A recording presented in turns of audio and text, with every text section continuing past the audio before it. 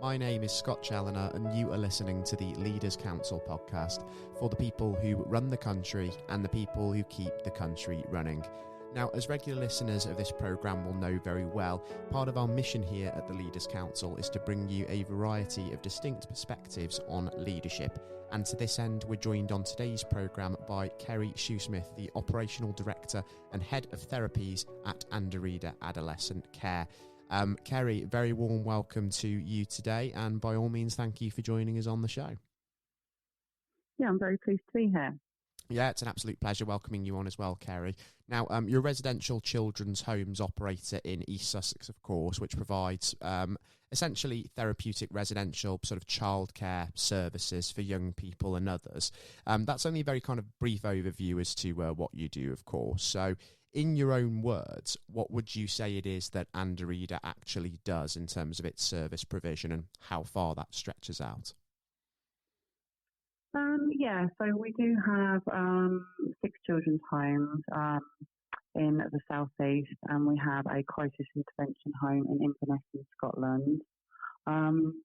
All of our homes are very small. They're designed to provide very specialist care for some of the most troubled and vulnerable and risk-taking children in the country. We aim to fit in our community so that we don't stand out. We're not an institution. We're giving the children as close as we can a family environment, but in a specialist organisation where all of the staff that are working there are highly trained. As part of that training, they have undertaken foundation level qualifications in therapies like nonviolent resistance, additional training in cognitive behaviour therapy, and are supported intensively by qualified therapists to deliver the best quality care that's thinking about not just meeting the care needs of the young people, but meeting their therapeutic needs as well. Mm-hmm. Yeah, so very, very specialist stuff that you do there then, of course.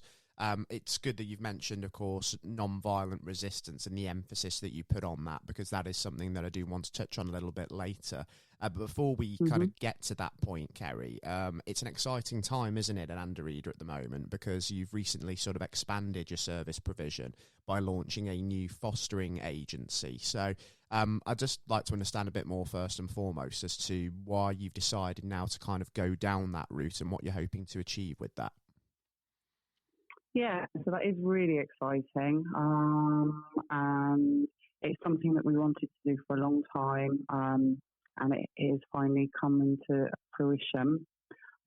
We very much wanted to look at fostering alongside our residential services for a number of reasons. The young people that predominantly we look after, being in a residential home is their preferred home, and they have had many foster families, and for all different reasons that wasn't the best fit for them. But of course there are young people who desperately want to be in a family environment, but because of the challenging behaviours they present, because of the way that they're coping with their trauma, that can exhaust many families, and a lot of families aren't given the same level of training, support, intervention as we intend for our foster families. So we're really hoping to create another niche where even the most challenging children are able to stay long term in a foster family, and those foster carers feel able to meet that in a really resilient and community-based way. Mm-hmm. So that's part of the thinking behind it. The other part is that when our young people move on from us, there can be a lack of provision that's set for them. So, young people might leave us around 17, 18 to move into semi-independent accommodation, and that's not going to give them enough support as they move on into the world. So we really wanted to create another caveat for our young people that gave them a lot more knowledgeable, experienced families to look after them. That certainly makes sense. And is it those elements that you talked about there that kind of set it apart from other fostering agencies, in the sense that it's very tailored to the needs of those children that do tend to be more challenging? Well, I think that's part of it. I think it's partly taking our expertise into fostering. I think, there are some good therapeutic fostering agencies, but I think we're looking at a much more intensive wraparound support package for both the child and the foster carers, seeing them very much as part of the Anderida family. But I think the other things that would set it apart is our commitment to nonviolent resistance, and how that will be delivered within a foster family, and how that can be supported by the organic community and the Anderida service. And also our commitment to children being able to have time with their family of origin. Currently, it's usual for children who are being fostered to have very limited time with their family of origin, even when there aren't significant risks. So, not being able to see siblings as much as those children would like, not being able to see parents who maybe weren't able to take care of them, but who love their children very much and who are loved by their children and want to have more time with them. And that can be done safely. And even people where it would have to be very carefully managed to ensure the safety of all parties, but that want and that need is there. Thinking about, well, how can we do that? And how can we support this family to be safer together? Yeah, definitely. So there are lots of things to consider in terms of how you look to facilitate sort of that safer contact. But obviously, why is it sort of important that, people, families and obviously children that are no longer obviously regularly in those families, they have that time together? Why would you say in your own words that that's a critical thing that you're going to try and do here? Well, I think if you think about all of the different circumstances that take a child away from their family, you're talking about some of the most difficult and traumatic life events that can happen. And when you add to that the sense of separation from people that love you and from those that you've grown up with and from people that you belong with to some extent, and not being able to have access to them at all, that's intensely painful and builds on the trauma that children have already experienced. And sometimes, parents have also experienced intense trauma and need to be helped through that in order to be able to be a better parent for their child, or at least have some parental presence that is positive, that changes the narrative for the child. So, I think anyone who's been separated from their child can appreciate that, and any child who's been separated from the people that they love will also appreciate that. And I think in our experiences, even when those situations have been difficult and they've needed an awful lot of input and careful consideration to move forward, the outcomes have always been better, and both parties have learned to be different together, and to protect themselves, but not to be cut off from those that are important to them. Yeah, absolutely. I can certainly see where you're coming from there. And you mentioned trauma, obviously being something that you've got very much at the forefront of your mind there. Is managing that one of the reasons you'd say that integrating what we talked about earlier, that non-violent resistance or NVR approach, is that another reason why that's so important, to make sure that that trauma isn't being exacerbated? Yeah, I mean, non-violent resistance isn't an approach that's limited to working with adults and young people who have suffered trauma. It's, an approach that, as we've seen across the world, can bring around change and bring around change in a much healthier, peaceful way. It connects people, it improves relationships, whilst at the same time making a strong and peaceful stand against any harmful behaviours or oppressive behaviours. So it's a great way to live your life. But certainly thinking about it in the context of working with people who have been traumatised, and people who are capable of great harm to themselves, harm to other people, and very destructive behaviours. Nonviolent resistance is such a powerful connector that at the same time as resisting those behaviour meets the needs of somebody who suffered trauma, somebody who feels outside of the group, somebody who feels that they don't belong, somebody who has beliefs that they're unlovable, not worthy. It can't help but speak to all of those things in a really strong, compassionate way.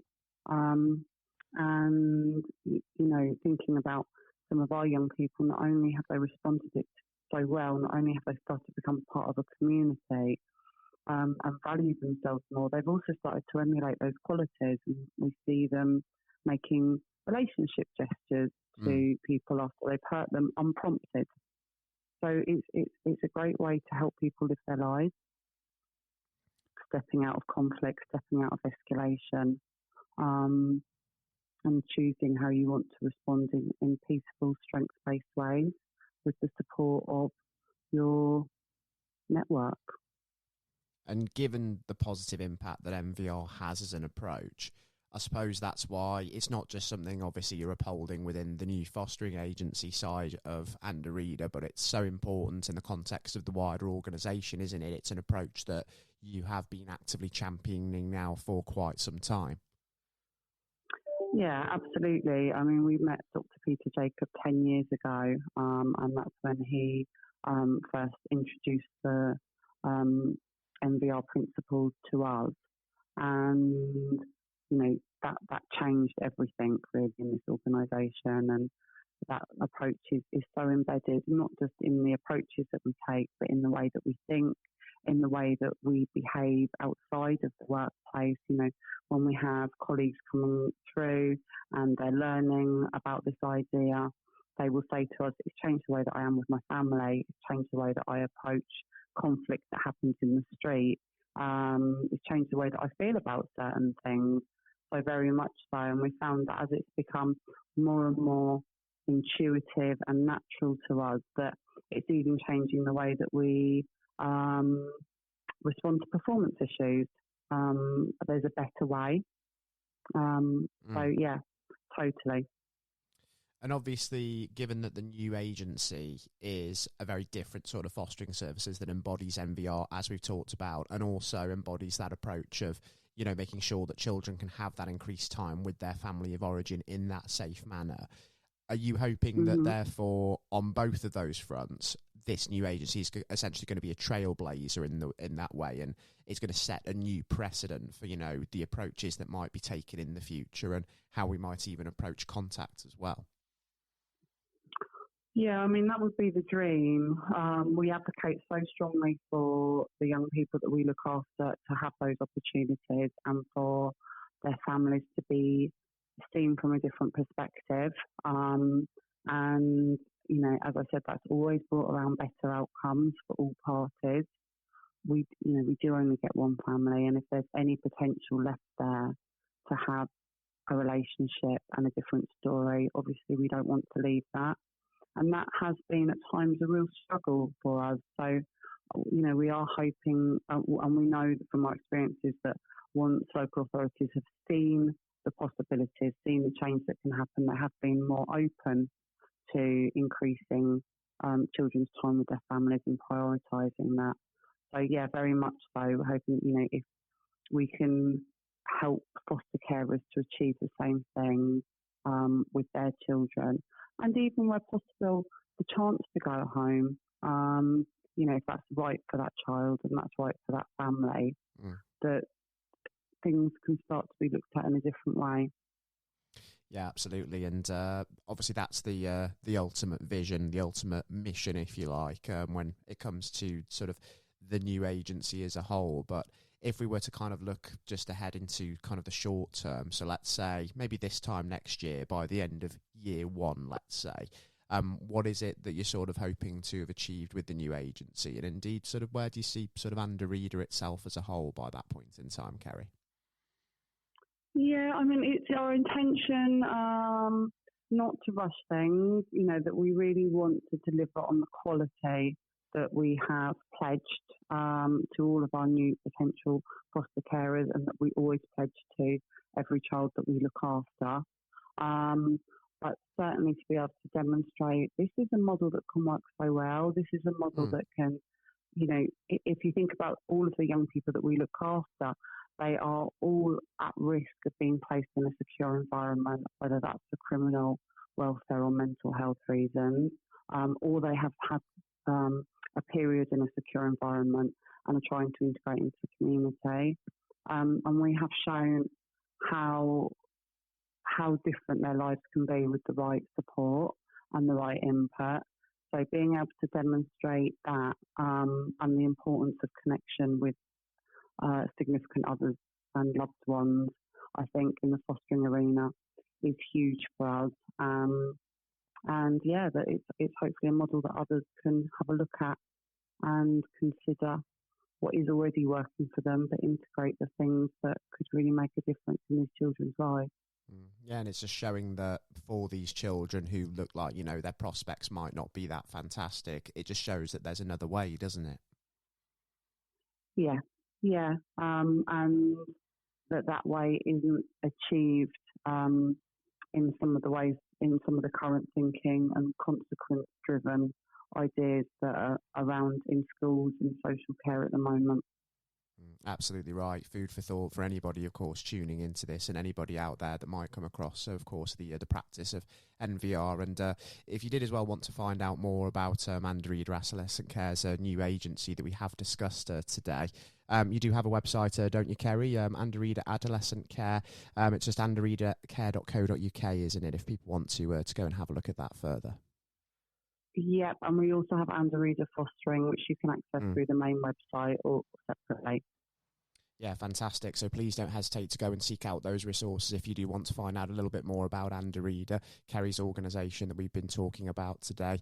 And of course, if you are tuning into this and you feel that, you've been affected by the issues, or you run a similar organisation and you feel that you have your own story to come and share with us here, then we do want to hear from you also. So why not apply to be on the show yourself via leaderscouncil.co.uk/apply, because we'd certainly love to hear your point of view. Until then, Kerry, it's been absolutely fantastic welcoming you onto the show today. I've thoroughly enjoyed having you on the programme with us. And I think it would be brilliant to perhaps even revisit this maybe a year from now, just to see, how the new agency is coming along, and hopefully we can reflect on some real changes in the spectrum of thinking that have gone on. Yeah, that sounds fantastic. Thank you for having me. It's been a real pleasure, and I hope that everyone tuning in has thoroughly enjoyed today's interview. And again, to all tuning into the programme, I do wish you all very, very well indeed as well. And do take care and do stay safe yourselves with all that is still going on in the world. You've been listening to the Leaders Council podcast with your host Scott Challoner today, and guest Kerry Shoesmith from Anderida Adolescent Care. Please do take care, everyone, and goodbye.